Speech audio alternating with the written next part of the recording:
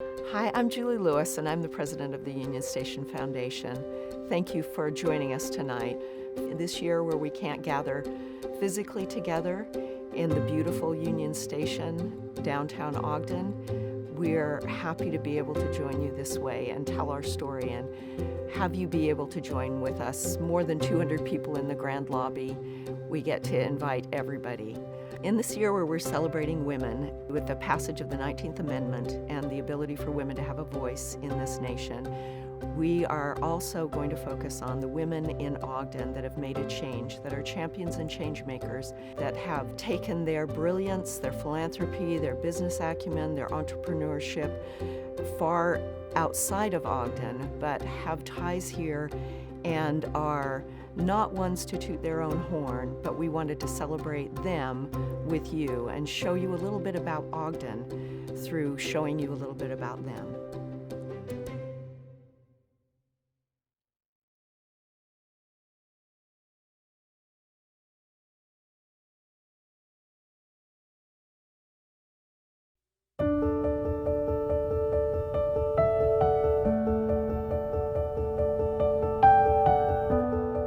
I think stories are super important to our history, but I think when we think of historical stories, it's important to understand the people behind those stories and why they did the things they did, and they inspire others.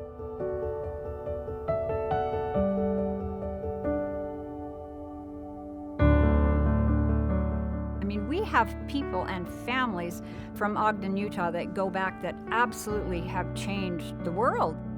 A changemaker is somebody who strengthens, serves, and shapes their community. You can't help but feel the history, but I'm proud of them. I'm proud of them and what they've done. I mean, they've lived their own lives and they've done their own meaningful things. The stories of Ogden are so wonderful and so deep and so meaningful. And they are things that we need to preserve, and Ogden Union Station is part of that.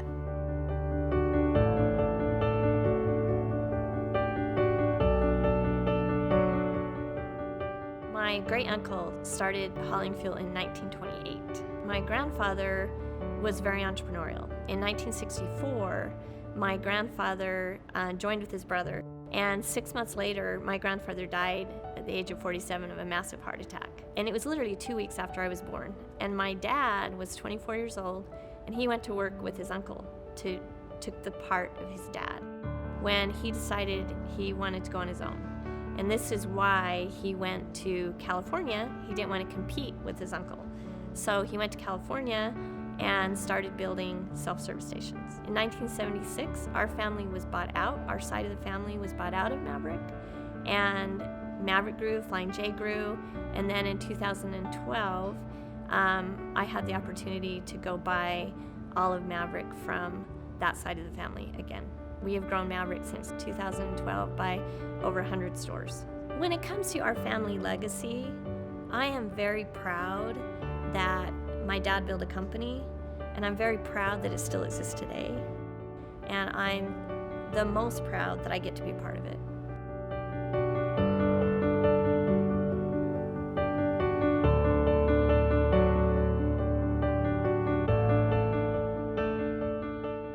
Well, my grandfather was a physician. He was one of the early physicians. He and his brother, Ezra, his name was Edward Irich, and Ezra was his brother, and they were two doctors that came from Paris, Idaho, where they were born as two of 52 children of Charles E. Rich.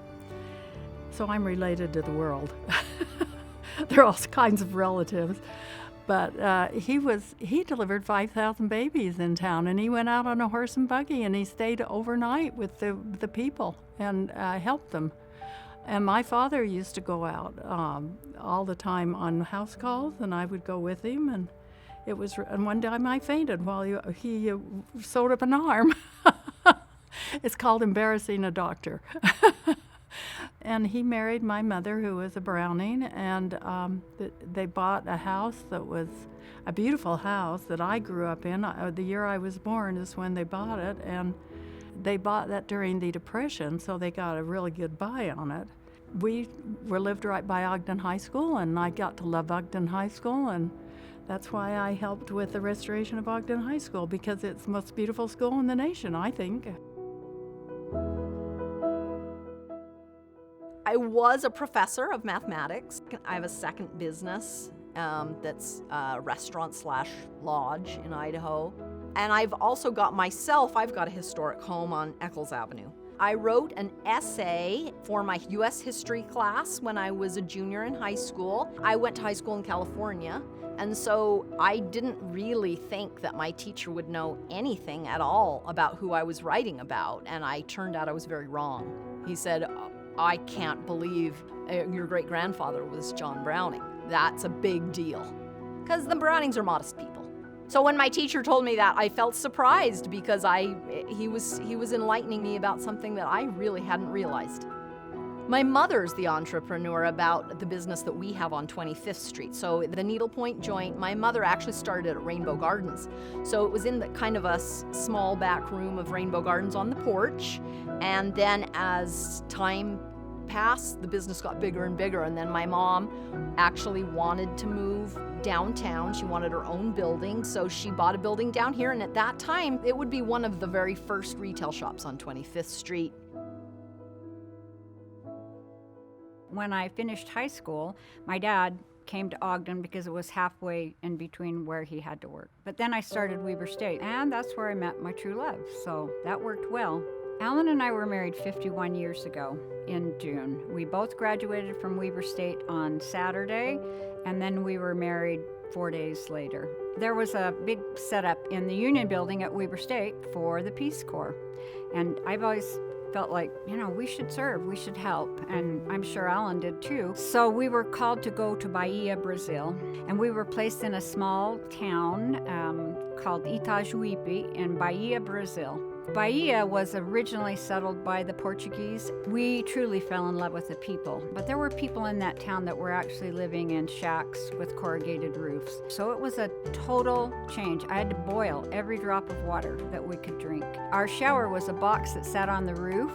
We didn't have ceilings, but we had a roof, a tile roof, and it would fill with the rainwater every day in the jungle, and you just turn the spigot and this cold water would fall on you. Serving was something we had both learned in our homes. I mean, it's something that you do. It's why you're here, to help other people. Our great-grandfather, Benjamin Fox, was a writer in Buffalo Bill's Wild West show. And he rode Roman style, that is, on top, standing with a foot on each horse, and sometimes as many as 4, but riding that way. And he rode with Buffalo Bill for a number of years, and the story is that when Buffalo Bill was taking it all to Europe, our great-grandfather was going to go, and that's when our great-grandmother said, "It's them or me." So in 1921, he conceived of and started the Ogden Wild West show. So that was the precursor to today's Ogden Rodeo. In the outdoor arena, and which we're so proud that now is one of the top 10 rodeos in the country. And my dad would then crown Miss Rodeo Utah. And all of us young girls wanted to be, the queen, the rodeo queen, except for I secretly really wanted to be a barrel racer. Our roots for Pioneer Days and for the rodeo go way back. In 1921, my granny, Hope Fox Eccles, was Miss Utah of the Wild West show, and she was a great horsewoman. And the story goes that she rode her horse Socks up the stairs of the state capitol, reared her horse up, and reached down and handed an invitation to the show to the governor. The legend is that Socks took a little cut out of the stairs, and I've been up there looking to see where the chip in the stairs is. My dad, Spence Eccles, tells me this story about Granny going down to Union Station during World War II. And she and all her friends would go down and set up the coffee and the donuts. And when the troops came in on the train, the troops would get off, they would feed them donuts and talk to them and encourage them, kind of mother them along and feed them. It's kind of that Ogden way of greeting everybody and making sure everyone felt comfortable in Ogden. Ogden's story begins at Union Station. Union Station's not only just a railroad story, but it's an everybody story. What makes Ogden Ogden, the human element of our community. Union Station is where Ogden's identity is where Ogden's stories are going to be told. And in our future, our goal is to have it become kind of the epicenter of our downtown. That really kind of becomes the lifeblood that tells not only Ogden's stories, but where new changes and change makers are innovating and being creative today. And I do think of Ogden as a crossroads, really, for Utah.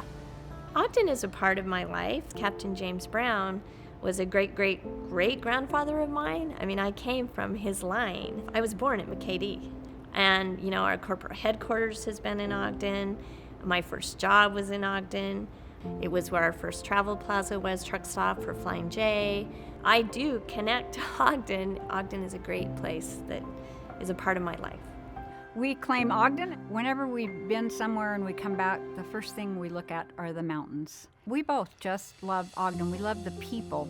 I love history. I love 25th Street. I love Ogden High. I mean, there are so many icons of the past and the present in Ogden, Utah. The Egyptian Theater. I mean, it's just, you go in there and you're enchanted. Well, Ogden Pioneer Days is one of the most important things that we celebrate as a community. And again, it draws people from all walks of life. It's wonderful. Having Ramp fund those horses that go all around. Miss Rodeo Utah comes from judging in Ogden, Utah. Ogden is, it is rooted in our hearts. It's just a place where we belong and we want others to feel a part of this community. I grew up here. It was always my town, and I came back to my town. Ogden is my town because I went to school here. I went to Ogden High School, I went to Polk School, and my grandfather served as mayor in the town. And they believe that you help your town, you participate in it, you volunteer in it. And I think that's another thing that makes Ogden, we have great volunteers. I claim Ogden. Ogden is a neat place, and I like Ogden. I like the feel of Ogden, I like the size of Ogden, I like what Ogden has to offer. To me, growing up, Ogden was magical.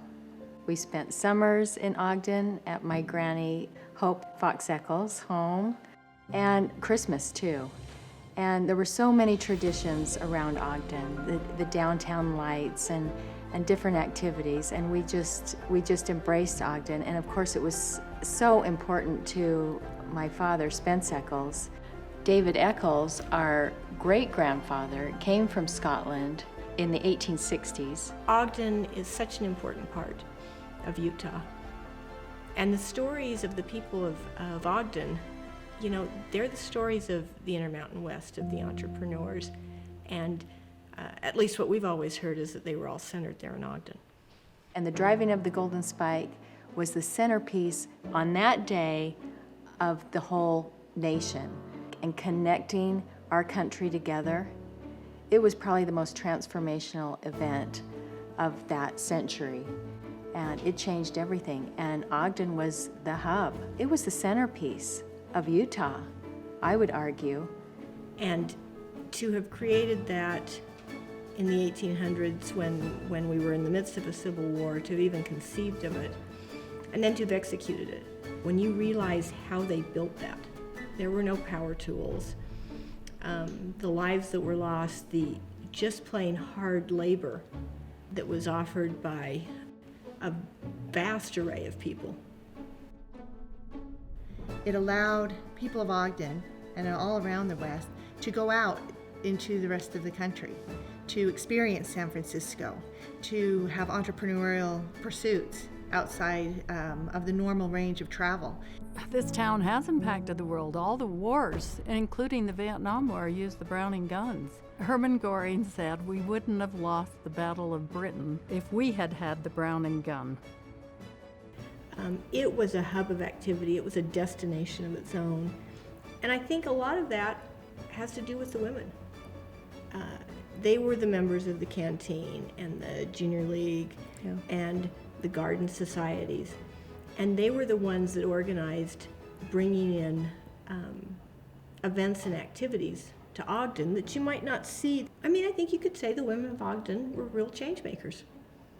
An excellent example of that is you can look at Annabelle Weekly. Taking something as simple as a jazz club, the Porters and Waiters Club, she transformed it into a space and a place where people could mix and mingle. So you get these very musically innovative people like Fats Domino, Duke Ellington, and Louis Armstrong, who have played in our community. Teddy was in the junior league, and they had put her in charge of preservation. And she got so interested in preservation, she saw this station. She became executive director, and we all sat around and thought of ways we could fund that station, and it happened. It happened. People helped. Everybody helped. This is Ogden. So another significant contribution by a really incredible woman in our community was Ann Peck, who brought to us the Edward Lanning murals. Edward Lanning was a very important muralist who did the murals at Ellis Island and many others, and was looking to place his final piece that he did in his career. And the piece was based on the driving of the Golden Spike, the connecting of this country. Anne was instrumental in convincing Edward Lanning to come and look at Union Station, and he recognized it as the perfect place for his final mural. I think we want to have meaningful things happen there. I think it really needs the community to help give input, to give energy, to give money, to give ideas, and to be involved. I think that's the most perfect situation. The Union Station has to have donors to keep it alive. These women who are champions and change makers that you've seen tonight have generously agreed to match any donation for the next 3 weeks to help us make the Union Station what we envision it can be. We are equally as interested in your stories, in building a beautiful tapestry of every voice that makes Ogden, Ogden. I think it's really important that as we move into the future, we really spend time understanding why people in the past were successful. We pass our stories on to our children, and I think that you don't want to forget those stories, those legacies. You want people to believe that throughout time, things can be done. I think gathering and keeping stories is super important, and having it in one place where people know where to get it. Ogden's story begins at Union Station. Objects, although very important, are just half of the makeup that makes up a museum. So there's the objects, and then there's the storytelling. And gathering those stories are how we make sense of ourselves. How do we communicate things over time? Understand kind of where we have come and where we want to go in the future. The Union Station really will be the gathering place for Ogden stories. Alan's roots are here, but Jeannie's heart is here. It's a staggering thing to think about. Our history is just incredible. I mean, we have people and families from Ogden, Utah that go back that absolutely have changed the world. From David Eccles to my grandfather Spencer Stoddard Eccles to our father Spencer Fox Eccles, we have just such a long history and tradition and legacy that has been born out of Ogden. And we as the fifth generation want to carry on that proud legacy. Telling the stories of the past, but then looking to the future and impacting the generations yet to come. Union Station is that place.